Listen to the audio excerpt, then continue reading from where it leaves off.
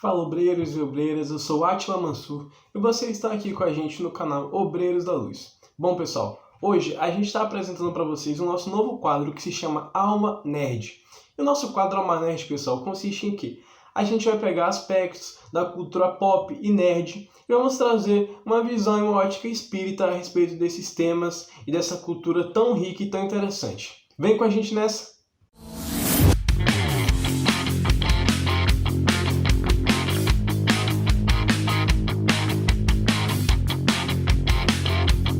Bom, pessoal, para esse primeiro vídeo, a gente vai trazer para vocês aqui uma obra muito boa e também muito conhecida, que eu tenho certeza que a maioria de vocês conhecem.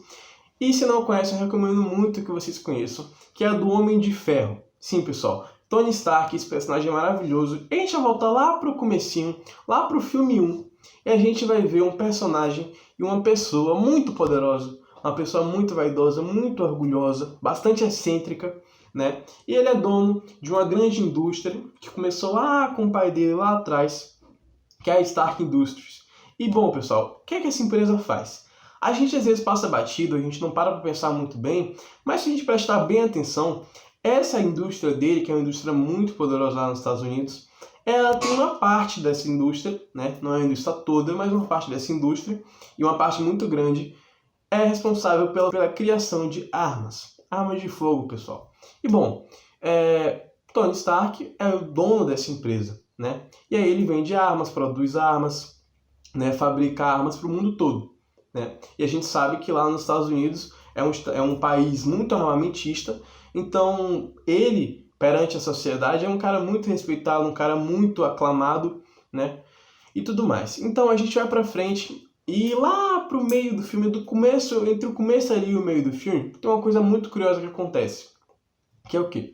Ele viaja lá pelo Oriente Médio, por ali, para fazer uma apresentação de um míssil, né? De um míssil que ele produziu, que a indústria dele produziu, e que é um míssil assim, de primeira linha, de última tecnologia, né? E aí ele tá lá viajando e tudo mais, entra no carro. O que acontece? Ele acaba sendo sequestrado. Ele é sequestrado por um grupo rebelde, né? Paramilitar. E ele acorda já, né? Ele é dopado, acorda já lá numa caverna, lá no meio do deserto, um lugar assim super escondido, depois de ser sequestrado numa caverna, e ele está com outro cientista.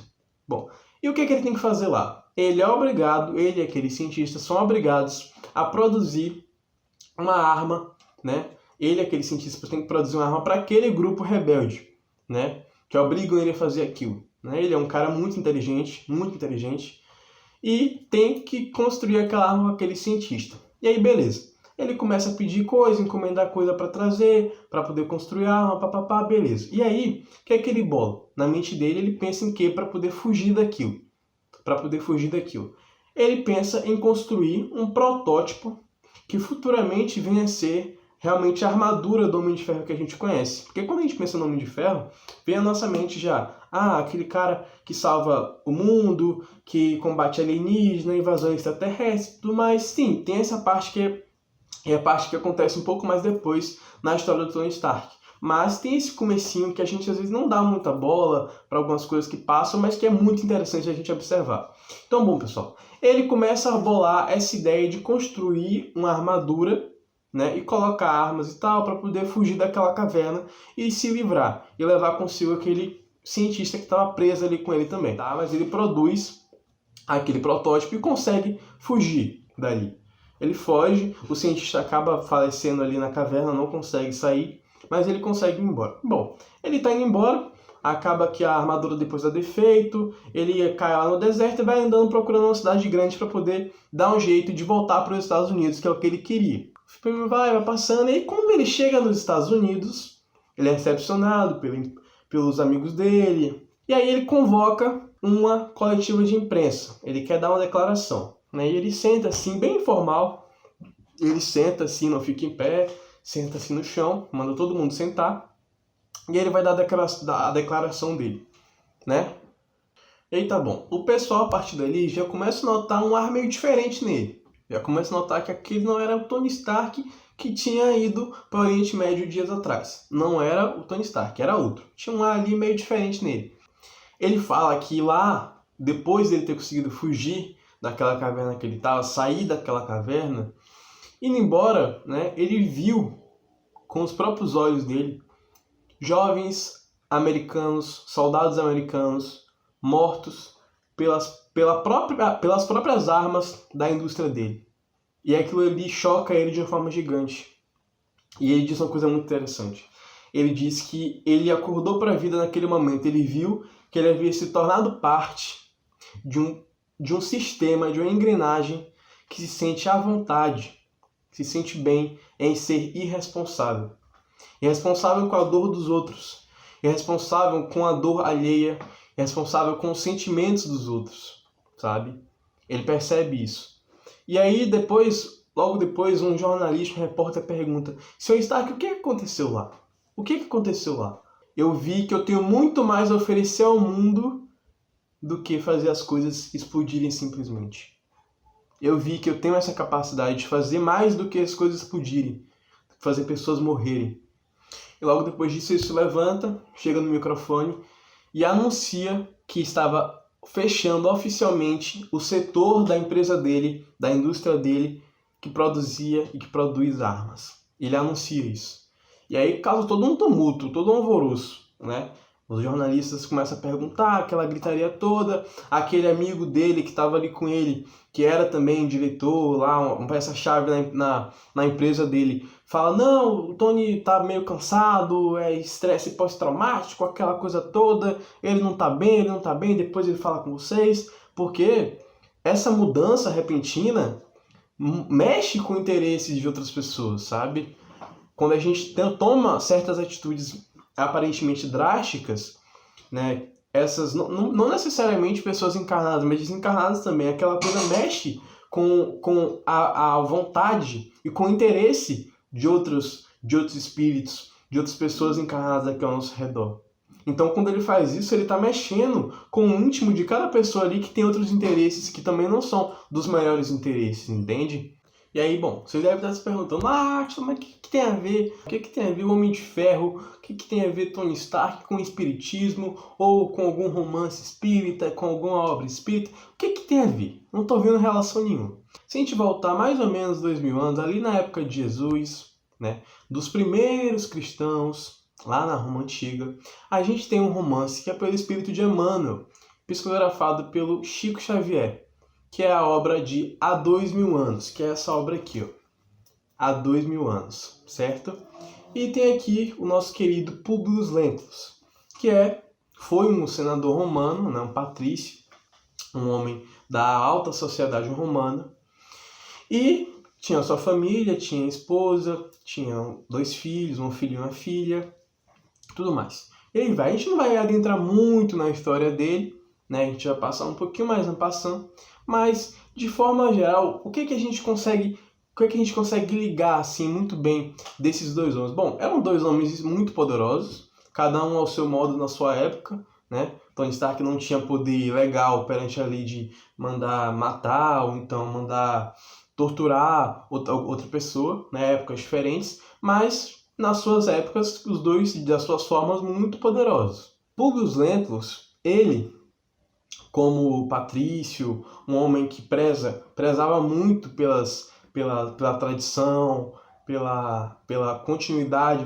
toda aquela tradição romana, né, que não permitia e não concordava e era completamente contrária ao cristianismo, né, a Jesus, a quem seguia aquele homem, né, de forma real. E aí o que acontece, pessoal?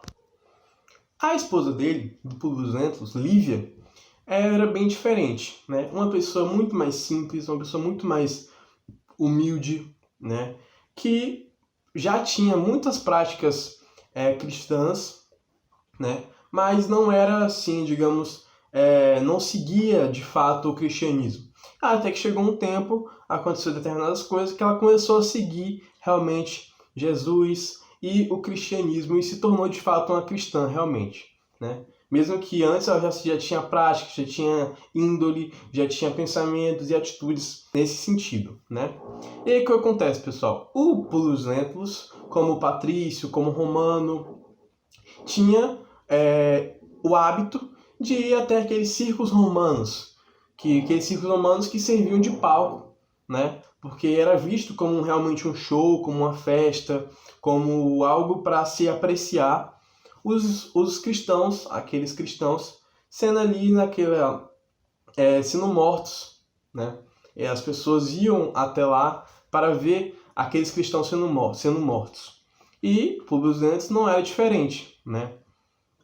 Ia até lá e tinha esse hábito. O que acontece?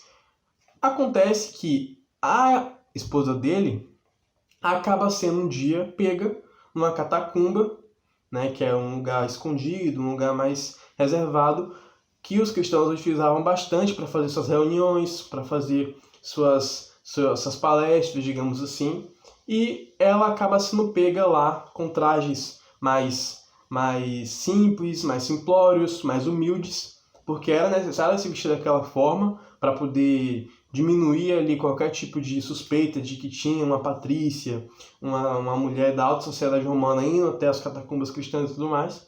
E ela é pega e é levada, depois condenada a ser julgada, é condenada a morrer lá no circo romano. E o Publius Lentulus, né, conta várias coisas acontecem entre um ponto e outro, tá, pessoal? Mas para a gente passar um pouquinho mais rápido por essa questão, que não é exatamente o foco principal. Mas Publius Lentulus está lá nesse dia em que a esposa dele vai ser morta naquela arena, naquele circo, certo? E ele não sabia disso, ele não sabia. E ele está lá de cima vendo, porque ele acredita que aquilo que ele faz, aquilo que ele tem em mente como um norte, é uma forma de proteção. É uma forma de proteção da cultura romana, uma forma de proteção da índole romana tradicional. Ele acredita que tudo aquilo é para proteger. Então ele concorda e ele vai até lá, assiste e tudo mais. Só que a esposa dele está lá, né, no momento da execução e tudo mais, e ela vai olhando assim na plateia e procura, e ela consegue achar assim Publius Lentulus, mas ele não consegue identificá-lo lá de cima, de onde ele está sentado. Ele até olha assim, tem uma leve impressão, mas ele não tem certeza. E também ele, né, não ia imaginar que a esposa dele estivesse naquela situação. Uma pessoa que ele amava tanto, que apesar de tantas intrigas, de tantos pormenores que acontecem nesse romance, é uma pessoa que ele tinha um carinho enorme, que ele realmente amava, né, enquanto esposa, enquanto pessoa. E aí a esposa dele acaba sendo morta e acaba desencarnando ali. E só depois, ao final do dia e tudo mais, que ele vai descobrir que aquela pessoa, dias depois na realidade, que aquela pessoa que morreu lá foi a esposa dele, né? Aquela pessoa que ele amava, que ele tinha um carinho tão grande, né, que ele prezava tanto, né, mesmo com todas as desavenças da vida, acabou sendo vítima daquele ideal que não necessariamente ele acabou fazendo com suas próprias mãos, mas que ele concordava e que ele tinha como algo completamente correto, sabe? E aí o mundo dele desaba, sabe? E naquele momento começa a nascer lá no íntimo dele, do coração dele, da consciência dele, uma semente diferente, sabe? Porque ele já tinha passado por outras situações, né, que também foram aos poucos modificando, mas ele não é fácil, né? Mas ele naquela situação, ele ia passando pelas situações e não tinha ainda consciência, né, para poder mudar de certa forma. E aos poucos, né? E bom, dali para frente, ele começa a ter outra visão, né? As coisas realmente começam a serem vistas um pouco diferente, né? Pela ótica dele. De forma geral, claro que não é uma mudança abrupta, uma mudança repentina, uma mudança completa. Não, é algo mais demorado, mas aos poucos ele foi tendo outra consciência, né? E o principal fator, um dos principais fatores que fizeram parte dessa mudança foi esse fato. E a gente tem a relação completa, porque da mesma forma que Tony Stark só se sentiu realmente necessitado de fazer algum tipo de mudança, sabe? De mudar aquela coisa que ele tinha como proteção, porque ele diz no discurso, naquela fala que ele dá para os repórteres, ele fala: as armas que a gente construiu, que eu construí com o pensamento de proteger aqueles soldados, acabaram matando eles, né? Não necessariamente pessoas da família dele, mas ali da mesma nacionalidade dele, que ele tem um apreço muito grande, né? Da mesma forma que o Luiz também só começou a realmente sentir alguma coisa de diferente e alguma coisa foi começando a brotar no íntimo dele de novo após ele perder uma pessoa que tinha um bem-querer tão grande. E bom, pessoal, para a gente poder enxergar uma relação mais clara ainda desse filme, desse personagem, que é o Tony Stark, com o Espiritismo e com o Evangelho de Cristo, né? Se a gente vem aqui no Evangelho segundo o Espiritismo, né? No capítulo 8, no trecho ali que trata sobre escândalo, né? Se vossa mão é motivo de escândalo, cortai-a. Né? Escândalo, pessoal, aqui na concepção e na acepção, na visão evangélica, ela quer dizer assim, o reflexo das nossas atitudes, né?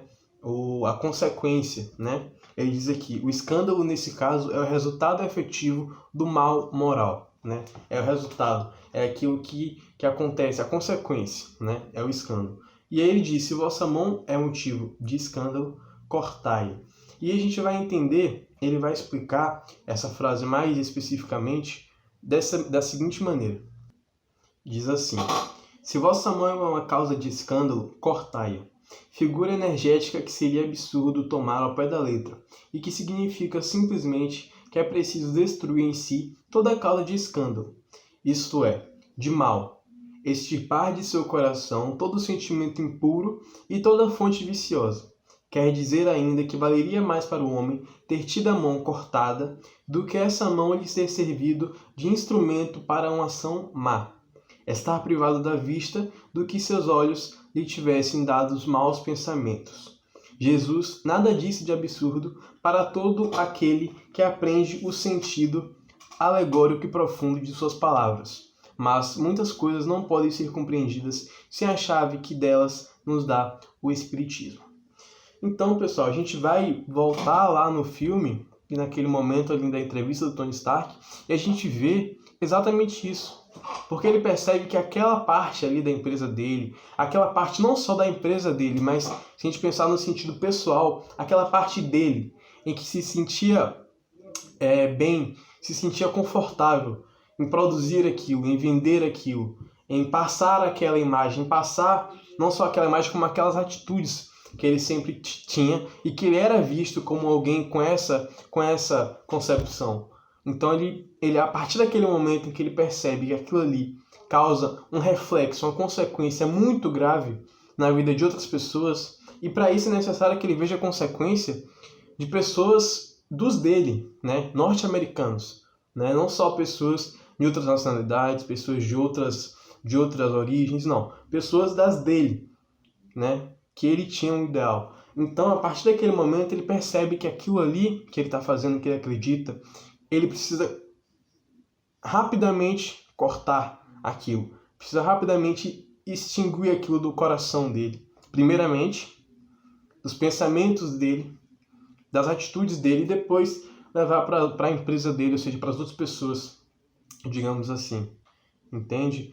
Então, pessoal, quais são as nossas atitudes, né, perante os outros? Porque a gente não é exatamente responsável pelos outros, pelo destino dos outros, né? Pela evolução também dos outros, né? A gente não é responsável, a gente é responsável pelo nosso crescimento, a gente é responsável pelas nossas atitudes, pelos nossos pensamentos. Mas a gente tem que entender que os nossos pensamentos, as nossas atitudes, né, elas refletem de uma certa maneira as outras pessoas. Elas têm uma consequência, um reflexo, e pode ser um reflexo bom ou um reflexo ruim, né? Então, todo esse pensamento que a gente tem que ter, a gente tem que tomar muito cuidado com as coisas que a gente pensa, as coisas que a gente fala, as coisas que a gente faz, porque aquilo ali não só serve como exemplo, mas pode afetar gravemente a vida de outra pessoa, entende? Então, é bacana também da gente pensar quais são as nossas atitudes, né? Perante, quando a gente percebe que aquilo que a gente está fazendo, que a gente fez ali durante a vida toda, não é algo assim tão positivo, né? Aquilo que a gente queria ser tão grande, ser tão bom, ou também que a gente fazia com certa consciência, mas que a gente percebe depois de um tempo que aquilo ali não é o caminho tão certo a ser seguido. Qual é a nossa atitude perante aquilo? Será que a gente reconhece aquilo e procura evoluir? A gente procura o crescimento, a gente procura a nossa melhora? Ou será que a gente às vezes fecha os nossos olhos, né? Porque o Tony Stark também não foi de primeira que ele sentiu aquilo, que ele viu aquilo e que ele resolveu mudar. Não foi a primeira vez. Assim como o Publius Ventus também não. Lá no livro há 2000 anos. Não foi a primeira vez que ele viu e ele resolveu agora, não. Entendeu? Então qual é a nossa atitude perante esses nossos erros, perante os nossos defeitos, perante os nossos defeitos que também devem ser vistos como nossas qualidades? Porque os nossos defeitos são qualidades que a gente ainda não evoluiu, né? Que a gente ainda não percorreu um caminho para chegar e colocar aquilo ali num patamar melhor. Se a gente continuar aqui no Evangelho segundo o Espiritismo, agora no capítulo 5, no trecho que trata sobre a causas atuais das aflições, a gente vai perceber que, bom, existem duas razões das nossas aflições, né? Que são, uma tem causa na vida presente e a outra fora da nossa vida presente, né? Mas a gente toma pé aqui nesse trecho que, bom, nós somos responsáveis pelas nossas próprias consequências, pelas nossas próprias aflições atuais, certo? E depois, lá no finalzinho desse trecho, tem uma coisa muito interessante para a gente finalizar, que é o seguinte: às vezes pode acontecer da gente se dar conta, né, de alguma coisa que a gente faz, de algum hábito ou de alguma consequência que a gente traz para as outras pessoas ao nosso redor e tudo mais, de forma geral, seja qualquer coisa. E a gente pode pensar que é muito tarde, que é muito, já não tem como mais. E ele diz aqui mais precisamente assim: a experiência, no caso a experiência das nossas consequências, das nossas aflições, algumas vezes vem um pouco tarde, quando a vida foi dissipada e perturbada, as forças desgastadas, e quando o mal não tem mais remédio. Então o homem se põe a dizer: se no início da vida eu soubesse o que sei agora, quantas faltas eu teria evitado. Se fosse recomeçar, eu faria tudo de outro modo, mas não há mais tempo. Como o obreiro preguiçoso diz: eu perdi minha jornada. Ele também se diz: eu perdi minha vida. Mas da mesma forma que para o obreiro o sol se ergue no dia seguinte, uma nova jornada começa, permitindo-lhe reparar o tempo perdido, para ele também, depois da noite do túmulo, brilhará o sol de uma nova vida, na qual poderá aproveitar a experiência do passado e suas boas resoluções para o futuro. Então, pessoal, a gente vai perceber aqui o quê? Bom, a gente não pode voltar atrás e corrigir exatamente as coisas, mas a gente pode continuar e reparar, né, coisas que a gente deixou para trás mal resolvidas, né? A gente não tem que pensar: não tem como mais, já não tenho mais tempo. Não, a gente tem mais tempo. Se não for nessa vida agora, a gente tem depois, né? Então a gente tem que ter essa visão além da nossa matéria aqui presente. Então é isso, pessoal. Muitíssimo obrigado pela atenção de vocês até aqui. E não se esqueça de se inscrever no canal, deixar o seu like, ativar o sininho de notificação, deixar aqui também nos comentários aqui embaixo sugestões de vídeo que vocês tenham pra gente trazer aqui pra vocês, tá bom? De filmes, de séries, de livros, enfim, tudo que vocês tiverem a ideia, podem trazer aqui pra gente nos comentários, tá bom? Muito obrigado e até a próxima!